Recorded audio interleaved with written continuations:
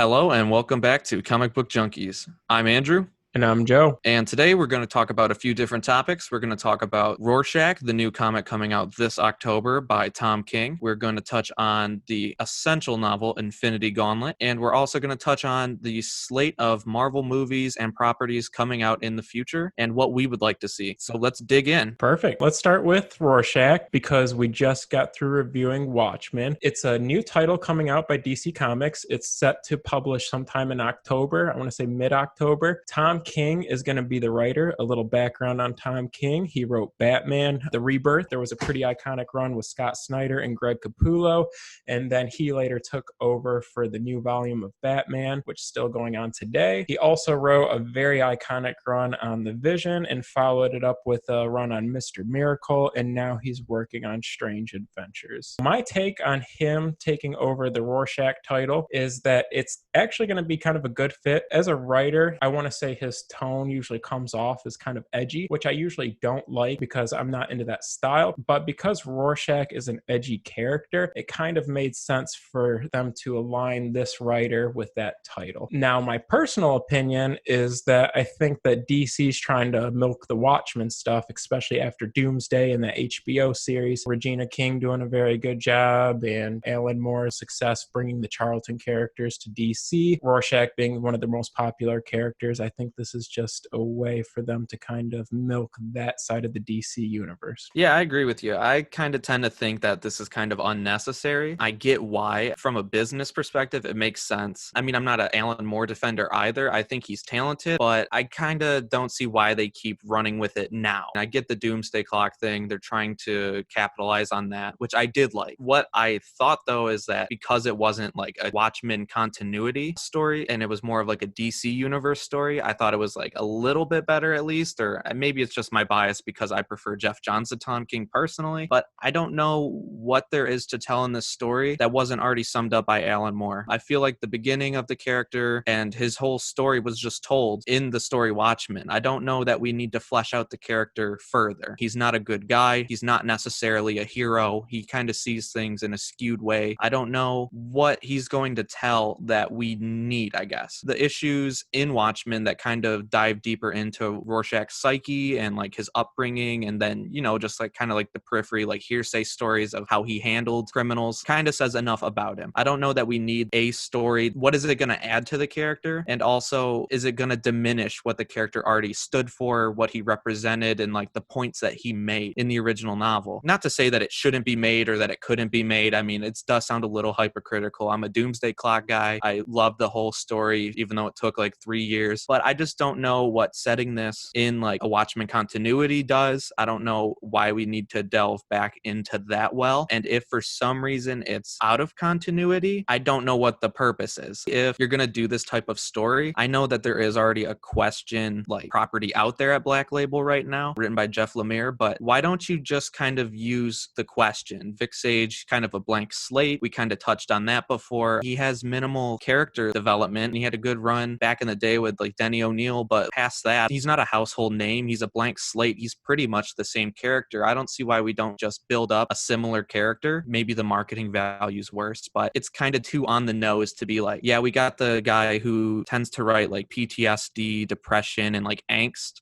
to write a character that kind of embodies that, but it's kind of out of nowhere. Did we need to keep going on with this property? It's kind of same old, same old. There's a quote by Tom King when asked about his upcoming series, and he writes, "It's an angry work. We're so angry all the time now. We have to do something with that anger. It's called Rorschach, not because of the character Rorschach, but because what you see in these characters tells you more about yourself than about them." So I think he's just kind of playing off all the anger and frustration nowadays. It's similar to the characteristics of Rorschach himself, but I don't think it's needed. I think it's kind of overplayed, overkill. And just to kind of play off of what you said, the little snippet he put out as to why he's writing it, it's what we see in ourselves and what we see in the character. What we see in the character is an unhinged guy who had a terrible upbringing and is angry at the world for reasons kind of out of his control. He was just dealt a bad hand. It's a bad way to kind of frame it. He's not the hero in that story. That's just such an ambiguous story, and like the morals of it it and everything else like that. I don't know if he's really a protagonist. In a sense, he is, because I mean, he's still trying to do the right thing at the end of the day, but the way he goes about what he does. In conclusion, it's an easy pickup for people that are already subscribed to the Watchmen universe. It's going to be on brand with what the character has already done. So I don't think it's going to add anything new or have a new take to this character. No, and I'm sure it's going to be a financial success, and I'm sure it'll be like a critically acclaimed run.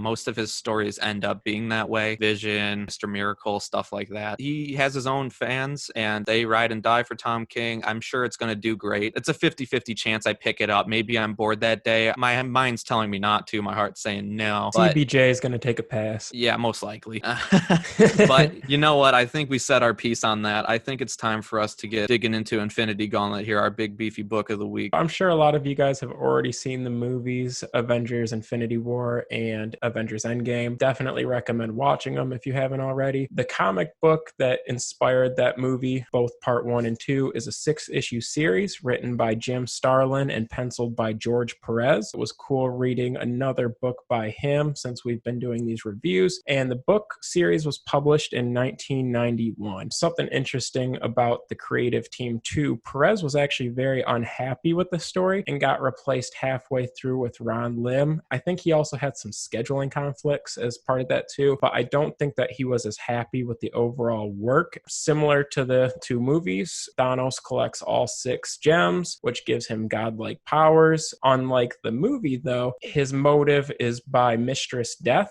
She summons him from the underworld or wherever so that he can get all 6 of these stones to kill off half the population. So all that stuff's pretty similar. It's just the motive's a little different. The whole series, all 6 issues, he's just trying to impress her or get her affection because she was his call to action. Unlike the movie though, Adam Warlock teams up with Doctor Strange and Silver Surfer, and those are kind of like your main characters in this comic book series. And to date, it has been one of the top selling series for Marvel, probably one of their most iconic events. Yeah, dude. And I feel the opposite of George Perez. I'd say that this was a way better read than reading Crisis on Infinite Earths. And it's basically just, like you said, just one giant love story, believe it or not. It's just that homeboy Thanos is just simping hard for Lady Death. And that's pretty much the motive. You go through issues and issues, and homeboy just wants her to pay attention, but she just spurns him every time. And it's golden.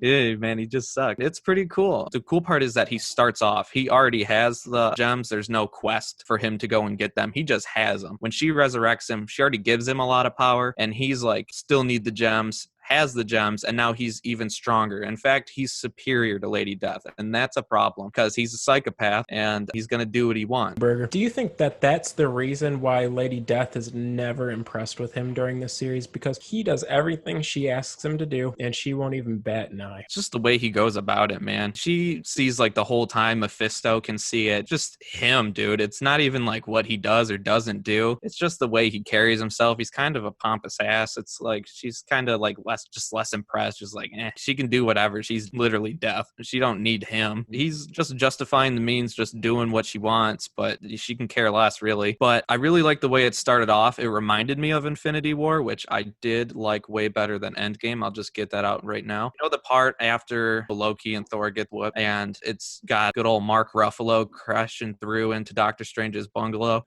and he's like, "It's me, Tony. It's me, Mark Ruffalo." And he's like, "Okay, dude, when did you get back here?" You know what's way better than that? Silver Surfer crashing through the roof and not being super annoying. Facts. He's just like, Thanos is coming. Same old shtick, but he's just cooler than Mark Ruffalo. So I'm really glad that that happened. But at a glance, just looking at this book, before we get too deep into the plot, I just want to get that out there that this art team was fantastic. George Perez did a lot of the heavy lifting through the first portion of it, and then Ron Lim just picked it up like no problem, and it was a great looking book throughout. There's some really cool panels, especially towards the end. I barely noticed, if anything, the transition between Perez and Ron Lim. That was pretty impressive how they were able to carry the event, even though one of their all-stars was replaced. Bringing it back to something you said earlier, I don't know that I was a fan that there was no background story as to how he got the 6 gems in the beginning. It didn't bother me so much. I guess that's just because I kind of understand understood like a little bit of the context of the story going in. I mean, if you're completely like unaware, I guess it's a little bit more what's going on here. Why is this even happening? But to convey the story from how it started, I kind of liked it because there wasn't like a lot of buildup that we saw in Crisis on Infinite Earths, where it's like 4 issues of like rallying a team together. It's just kind of like, let's get it popping. Thanos is already at the height of his powers. One of our biggest complaints with Crisis on Infinite Earths was that there was too much going on. It felt so condensed. It did not feel like that in Infinity Gauntlet. Everything had the proper amount of space and everything was very clear and easy to read and wasn't overwhelming or hard to understand. So they did make it a very good story for new readers, especially even in issue 1. It's the point that I'm trying to read a book with pictures, not a dictionary. It's like, just show me what I want. It's a visual medium. Just draw something badass, show someone getting punched in the head, show someone like freaking out, like, oh my God, Thanos is coming, Thanos is coming. It's like, okay, Paul Revere, like, let's get it going. They did have a lot of similarities, though, to your point, too. Do you remember Mephisto, bro? He reminds me just a psycho pirate. He's kind of like the equivalent in this story. Yeah, dude, he's spineless, snaky snake, Kevin Durant style. Just out there. You don't know, he just wants a ring, bro. The other thing I like compared to the movie, Nebula looks way cooler in the comics. Bro, dude, that's what I was telling my girl. I was like, man, she looks like buxom and stuff. She's looking fine. And she's not looking like some bald robot. Like, she barely felt important in the movie. You kind of didn't look forward to the parts where it was her exchanging words with Thanos. But in the actual comic book series, she looks like a zombie. Her face is all melted off. Her skin's like barely intact. And Thanos is proud to call her his granddaughter. Dude, I know. And that's another change too. Like, he makes her like an adopted daughter in the movie, but really it's his granddaughter through like actual childbirth and, you know, family trees and shit through the actual comics. I'm like, oh, well, that's interesting. I mean, never really cared to pay attention to Nebula, but the book itself was already making her way more interesting than she was in the movies. It's popping off right at the end of the first issue. Goes up, he's like, man, all the simping is really hard. It's not working. And then he just goes to the edge of his little thingy, snap, boom. And Nick Fury says, I never figured it'd get this bad this quick. Well, I guess he never heard of Corona. No. Totally the same. Yeah. They were predicting it back then, huh? It's crazy. All of that pops off. Spidey witnesses it. He's just like swinging through the city, gets a migraine. He has to stop and chill, opens his eyes, and half the people are gone. That'd be scary as all hell. And I really like how they kind of get into the psyche of the people dealing with it. That'd be intense, just like walking up to someone, like go having a conversation with them, and then they just like phase out into nothing. It's like, what? It's like, are you crazy? That's nuts. But a lot of the second issue is just kind of dealing with that. Everyone's dealing with the fallout. Planes are falling out of the sky. You get told that even the animals are getting snapped up real quick. Technically, Spidey witnessed a baby get snapped up. Thanos is ruthless. He really is. It's so ruthless. He when he snaps his fingers, he makes sure that it kills his father. And then instead of him killing his brother, he brings his brother alongside of him and then takes away his mouth. So he can watch everything that's going on, but can't say shit. So he's almost even more hardcore in this than in the movies. And they did a pretty good job with Thanos in the movie too. I liked Thanos' character in Infinity War way more than I did in Endgame. He felt more like he had more depth of character and stuff like that. But I agree. This kind of was on brand with kind of how they portrayed him in Infinity War. Like, he was ruthless. He did what he had to do, but you can kind of see his motivation, not so much in the actual trade that we read. Literally, he is just trying to vie for Death's love, which is weird. Is what it is. Yeah, I know. He couldn't get anybody else except when he made his own bride, pretty much, which was just him with like a wig and tits, which was hilarious. I was going to say the exact same thing. Thanos on Weight Watchers, bro. Oh my God. I know. I thought that was pretty badass, though. I'm trying not to get too ahead of myself. There's just so much to unpack in this story. And in issue 2, they brought a lot of really cool characters into the mix. Characters that we did not see in the Marvel movies, like Galactus, Wolverine, Submariner, and they bring some other ones later on in the comic too. But it was cool just to see within the first 2 issues the kind of squad that they're gluing together to defeat Thanos. I definitely like this squad better than the Crisis on Infinite Earth squad too. And I'm more of a DC leaning guy, but I felt like the squad they assembled here made sense for like the threat they're going up against. It was a good squad. I like that Adam Warlock kind of takes the reins here, and like everybody just kind of has to blindly trust him because he's really the only dude qualified to handle this. And he and Doom get pretty contentious because, you know, Doom's like the ultimate Chad. He's not going to be told what to do by anybody. He's like Brainiac or Lexin in Crisis on Infinite Earths. So he's like always scheming and always working on how he can rule things either before or after Thanos because he's evil. Right. And I like open about it. He's like, I'm gonna help you guys, but if there's a chance for power, I'm gonna take it. And they're like, you know what, you really suck, but we need your help. Yeah, we kind of need you. Then the very last panel of this issue, the water levels is rising. They kind of referenced that in the movie. They didn't fully reference Submariner, but this is where he appears in the comics. I think that's what they were kind of alluding to. And it actually takes down like a lot of the hotels in Trump Tower. Because this was written a long time ago, it was kind of funny that to see Trump Tower get completely flooded back when he was known for his hotels and casinos rather than being president. I didn't even notice that. I was just like focused on Thor just flying over the ocean and just saw Japan missing. I was just like, too funny. It's definitely in there. Dude, and also like, what about his like shitty helmet and beard? He needs to join the Dollar Shave Club, bro. No free ads. I'm just kidding.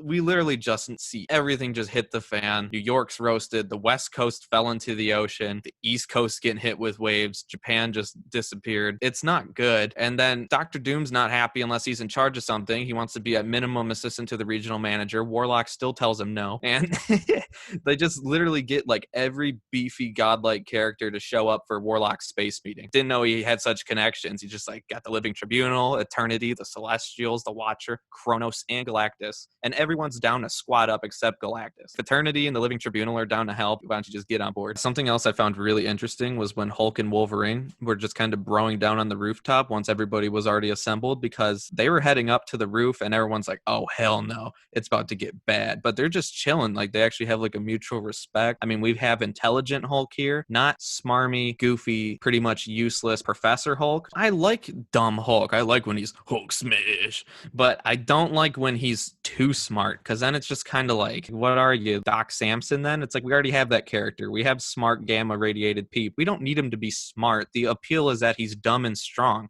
He smashes things, he runs from the army, and then he smashes the army, rinse, wash, repeat. We don't need him to be like, you know what, I could probably make a vaccine for da-da-da-da-da. It's like, no, bro, go get a fucking drink and go fucking smash a tank. We already have enough smart guys that can't do anything. You're the strong guy, just be the strong guy. Not like I don't want depth of character, but you know what I'm saying. It was important to bring him in too. I'm glad, even though I didn't like their take on Hulk in the movie, that they did make him an essential part to the movie, just because he's an original Avengers. They always did him dirty, and he's really the only one with like significant power other than Thor that could, as far as like the traditional superheroes go, that could actually Thanos. Right. Captain America and Iron Man, what are they going to do? It's not really effective there. I mean, they really only had Thor and Hulk, and then to a degree Drax. They don't have enough heavy hitters. Firelord's strong too. Silver Surfer, yeah, but Silver Surfer was sidelined the whole time because Warlock's like, no, you need to chill. Same with Doctor Strange. All the dudes that are actually tough are like just chilling on the sidelines. And the thing is, Warlock knows that he's sending in all these people to likely die, and that's pretty badass. I loved his conversation with Hulk and Wolverine too when they're on the balcony. Back to what you said earlier, he is just like, you guys aren't regular superheroes, you guys are monsters. And I could not ask the captain to kill Thanos. I'm not going to say it in those words, but I need you guys to do exactly that. If it comes to that, you guys are cool with the job, right? Right. So, and they're like, yup. Yeah, so it was a cool little bonding moment between the three characters. It felt like it accurately represented the best of their character. Like moving forward into the plot, how about Mephisto Durant just going through and like cunning Thanos into giving up some of his powers just for a fairer fight to impress Lady Death? That was the only way they were going to win. I know. He's playing both sides, so he always comes out on top. And he's just like, yeah, maybe she'll find that like hot. Maybe she'll get a little wet if you just, like get a little weaker, right? And he's just buys it. Yeah. He's just like, you're right, bro. Like that makes all the sense in the world. She'd love that. Yeah. Just powers down in an instant. It's like, for what reason, bro? I want to know what kind of background Thanos has that character where he can just blindly trust whatever he says. I know, like, when did they get so tight? He knows that. He's like the Marvel devil. You don't trust him. He ain't dumb. Facts. Literally everybody is still fighting him with himself powered down. So nothing's working until Thor hits him with the hammer. But, Dr. Doom's trying to get his grubby little hands on the gauntlet as soon as, like, it gets, like, knocked loose just a little bit. And, dude, he got fried. Like, he got zapped and, like, his whole armor just, like, melted except down to, like, just the metal plates. And it's just like, whoa. Dude, he can't even chill for a second. It's like, we didn't even win the game yet, and he's already trying to celebrate. It's like Dwayne Haskins on the sidelines taking selfies. The game's still going. It's so crazy, but it's like literally the whole team, the heaviest hitters in the Marvel Universe are coming out to whoop him. Scarlet Witch, nothing. She gets zapped. Cyclops, they put he encases his head and he gets oxygen deprived. He dies. And then Vision just gets torn in half, gets roasted, rips out his hard drive pretty much. And it's like, Jesus Christ. Like, that shit was so metal. There's a clear cube that goes over Cyclops' face and he can't breathe or uses eye lasers. And then he kind of fades out and stops breathing. I know. And, it's like and then Wolverine takes his kill shot like he's supposed to. And then he transforms his bones into rubber, and then he looks like a Wetzel's pretzel. He's got dudes out here looking like Gumby, just flailing around. Yeah, so he did a pretty good work on the Avengers. He tossed everybody up, and it was like without any problem. This is the whole squad. He powered himself down some, and he's still not even really thinking about it. He's getting stabbed in the chest. He's getting shot with lasers and hammers, and he's just like pops back up, dude. At this point, the only one like the captain, right? And they have some kind of cool dialogue. He stands to him face to face. That's the biggest Chad energy that you can have. You're just the man. And he just walks up to him, and then he monologues to him like, whoa, you just saw him turn Wolverine into rubber, and now you're gonna go and monologue in front of a giant purple man, and you're gonna say, as long as one man stands against you, you'll never be able to claim victory, which is this isn't Grimace, quote. bro. You're fighting evil Grimace on steroids, and he's horny, dude. He's simping hard. Yeah, he's out there fighting people with a boner and big dick energy. Literally, bro. He's nuts. So good one. You know what else is hilarious? We just glanced over it. Spidey just calls Taraxia a bimbo. I didn't actually catch that reading it. Dude, it was hilarious. I was like, burn. Got him. They're like, he's like, you guys go get Thanos. I'll take care of this bimbo. And it's like, whoa. Calm down, Spidey. Jesus. We respect women, dude. Yeah. Calm down, Spider Chad. Right.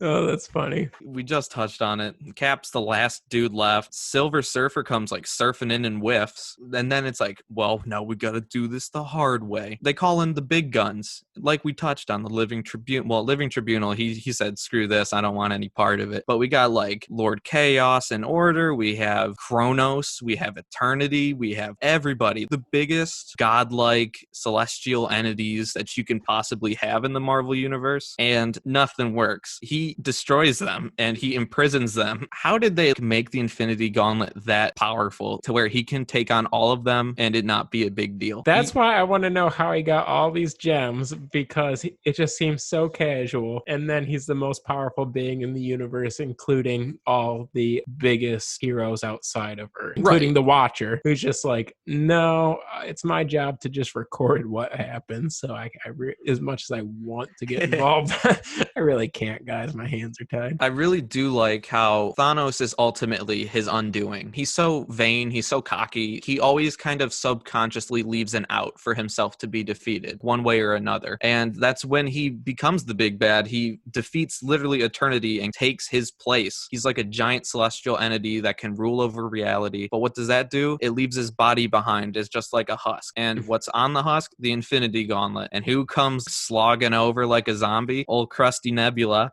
And His dirty granddaughter. yeah, I know, dude. She puts it on right quick too. And then all of a sudden she's like a supermodel, and then she's just going hard in the paint. Everyone's getting tossed up left and right. Thanos is back in his body immediately. Pretty much 5 issues of plot just got thrown out the window because Nebula is just like, my turn. And that leads into the last issue. And Thanos leads with calling her stupid all the time. He's just like, that's a lot of power and you're kind of dumb, so I don't think you can handle it. Not only did he call her stupid, but he specifically called her a wench.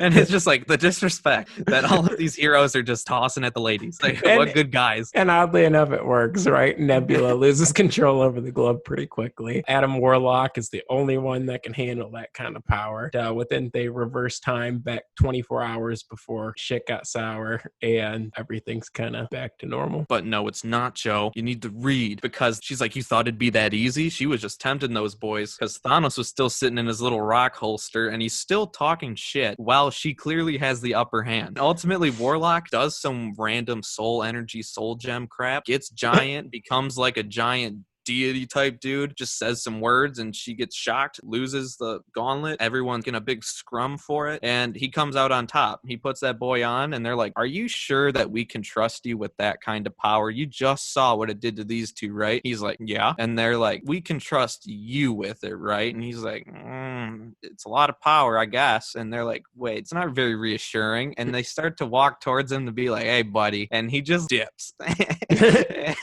And it's so cool. It's like a total flex. And then Gamora and Pip the Troll, who, by the way, Pip the Troll reminds me a lot of myself, dude. You see when he was just chilling in the hotel room, just like cracking open a beer, smoking a stogie, or maybe something else, who knows? He's just hanging out, bro. He does nothing but watch a Cocoon and then just sit and watch TV. He's watching Alf. Some people know how to stay comfortable in all situations. Mood. I like how it wraps up, though. It's kind of similar to the end of Infinity War and not so much the Endgame stuff, which, like I said, I could forget Endgame is because Infinity War was great. But I like that Thanos was a farmer. It was pretty peaceful. Adam Warlock goes to visit him after all said and done on this deserted farmland. People are like, shouldn't you kill him? And he's just like, no, Thanos is a part of the whole equation. He's just another chess piece in the whole game. It creates a more balanced universe, a little more yin and yang. Because he doesn't have the gauntlet, he's not such a threat, and he's just minding his own business. They already took back time. So that was kind of a cool way to end the series. And I like that after all the shit that he stirred up, that Thanos at the end, just after being a god, now he's working with dirt all the time, that he has a sense of peace that he didn't have before, and that he feels like he's at peace with himself. He doesn't really have much more to gain. He's had it all and he's lost it all. And then another writer comes along and then makes him a bastard again. Thanos turns into Pa Kent. Yeah. Conclusion. Then a spaceship crashes into his planet and he raises it. And then becomes a reporter. Overall, like in conclusion to this book, this is going to be kind of a sliding scale with how I'm going to rate things, seeing as how I kind of gave a little bit higher praise to Crisis at the time than I would now after a little bit of time to sit on it. So I would slot this in above that. I'd say this book's like a solid 7.5 out of 10, I'd say. Better read than Crisis, especially for being a Marvel book. I was actually surprised, having not actually read it before. I know that's like a little bit of a mark on my nerd card, but having read it now, I definitely see why it holds up the way it does. It was a great story. I like that it was only 6 issues. They were longer issues, but they were digestible. But I'd say a firm 7.5 out of 10 for significance and story. Like, the art was fantastic. It was my favorite part of the story. It was great. What are your thoughts? I'd give it 9 out of 10 boobs, maybe 8.5. Overall, it featured cooler characters than the movie did. I don't think that's Marvel's fault, though, just because of all the copyright issues and like who's got the rights to which characters and everything like that. And that doesn't mean to sandbag or to disrespect Infinity War, because that was is probably my favorite Marvel film to date. I like that the MCU kind of took a slightly different approach, but had the same results at the very end. So they did a good job of capturing the main events. The story was definitely a really good read. I'm sure it's difficult for the movies to be exactly like the comics. So when you kind of compare the two, you get the same story, but the read is still worth going back to, even if you know how it plays out, just because it gives you a good origin, a new set of characters, and a different way of looking at why the Infinity Gauntlet series happened. Now that we've broken down pretty much this entire book, I'd recommend you go read it for yourselves. We saw how it tied into into Infinity War, the movie, and we saw like how it tied into Endgame and how those kind of reset the story for the MCU moving forward. It's kind of more of a blank slate now than it ever was. So we're kind of going to examine what the future MCU has to hold. There's a few different TV shows, a few different movies in production, a little bit less so now with the whole pandemic going on and with just different properties being explored. So we'll touch on like what is confirmed to come, and then we'll kind of speculate on what we would like to see, which I'm sure is a lot of things that you would like to see yourself. Let's just get into it. What I would like to see most is the Moon Knight TV show. There hasn't been much in the way of news as to like casting or anything like that, but it was confirmed as something that is coming out for Disney Plus. I'm not currently a subscriber, but that is something that would actually get me to subscribe, and I don't subscribe to anything really. I have really high hopes on that. I'm a big Moon Knight fan. Do you have any thoughts on the Moon Knight show? That's what I'm most excited for. That and the Black Widow movie. I think they kind of did that character wrong in a sense by not introducing that movie earlier than this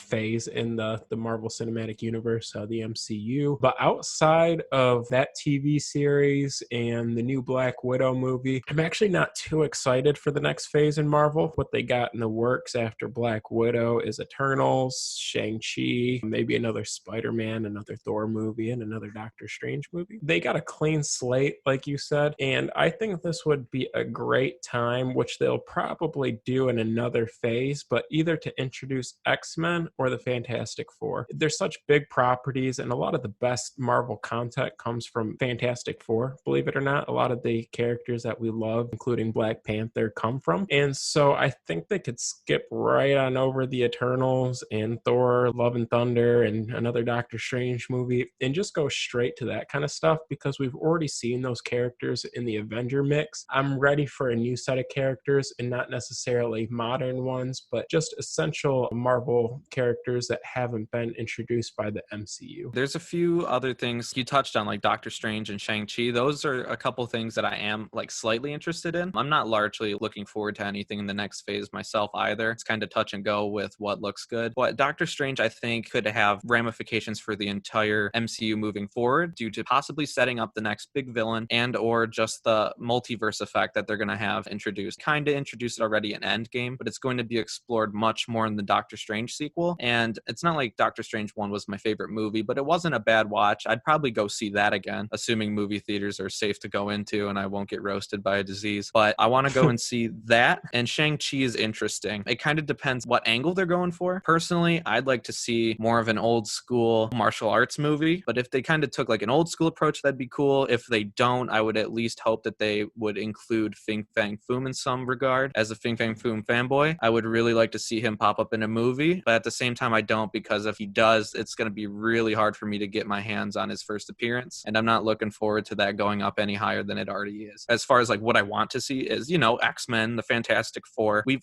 obviously seen a crap load of X-Men movies. Maybe a couple of them were solid and the rest of them were kind of meh, but Marvel at the helm, whether you have any gripes or not against it, I think that they'll probably do a solid job casting it. It would be something that makes sense, and it'd have a clear direction as to what it's going to do. And like I said, with the multiverse being kind of explored, that'll help the X-Men, because the X-Men's just like a giant cluster of timeline issues, and you don't know what's going on when or who's on what team at any given point anymore. So I think that would really help explain X-Men. And then same with Fantastic Four. I'm a big Fantastic Four guy. That's been done a few times, all terribly. I don't know if we need to see Doctor Doom again, as much as I love Doctor Doom. I'd like a good Silver Surfer. The one in the movie wasn't actually terrible. It was just a overall just meh movie. And I don't want Galactus to be a cloud. I'm kind of just speculating on who the big villain of the next phase is at this point, because there's an overarching story across all the movies, which is interesting. The way it culminated in Infinity War really put it in perspective for me. I'd skip out on movies and I still kind of knew what was going on, but Infinity War really tied it all in together. I want to know what the movie that's going to be at the end of this storyline, like how many phases are we going through before the big villains introduced this time? Or are they going to go with a shorter approach? My best bets for who's going to be probably Galactus. That's not my front runner, but you know, I mean, he's a good bet to be like a big villain, especially if the Fantastic Four get involved. Personally, my money's on Kang the Conqueror, just due to all the time shenanigans that happened in Endgame, the multiverse stuff that's going on. And I feel like Kang can be a real pain in the ass for whoever's he's really like fighting, because I mean, all the main Avengers are retired or doing whatever right now. He'd probably be a little bit more of an appropriate level villain for like a lesser squad. Or also in like some sense, maybe like even a Nihilus. He's kind of more of like a long shot, but I think that he could be really interesting with the swarms and like everything else going on. And they're all pretty much Fantastic Four villains in a sense. So best bet's that it's going to be a Fantastic Four major villain this time around, but that's just speculation on my end. I feel like they're kind of wanting to get X-Men in the mix because Magneto, Wolverine, Cyclops are such big properties for them, Phoenix. But I feel like they're kind of leaning towards moving forward with more Fantastic Four stuff after this. If I had to take a bet between the two, I want to say that they're going to introduce Fantastic Four before the X-Men. Yeah, I'd reckon so. And you know what? That's cool with me because I'd just like a faithful adaptation of a Fantastic Four story. Issues like 48 through 50 or, around that time was some of the best stuff that came out in all of the Marvel comics. So if they can move forward after this phase and do stuff like that, I'm going to be pretty excited. And you know what? That's a good note to end on. I've said my piece. Did a Marvel story this episode. So next episode, we want to touch on Shazam, one of Berger's favorite characters. Sure is. We're reading the Monster Society, the Shazam story. It's going to be great. I can't confirm that because I haven't read it, but I'm assuming it is because Shazam stories are sweet. The energy's going to be there. I hope you guys are too. That's another episode of the Comic Book Junkies for you. Be sure to check us out on Instagram and Twitter at CBJPod. You can also check us out on Facebook at CBJ Podcast. Make sure to give us a like. Let us know what you think of our episodes. Comment. We'll ask you some questions. Let us know what you like, what you think you'd like to hear in the episodes, and maybe we'll be able to factor it in. Any stories you think should be reviewed, anything of that nature. Check us out. If you like it, subscribe. We'll be posting more bi-weekly, dropping on Wednesdays. And thanks, guys. That's all we got for you. Later, guys.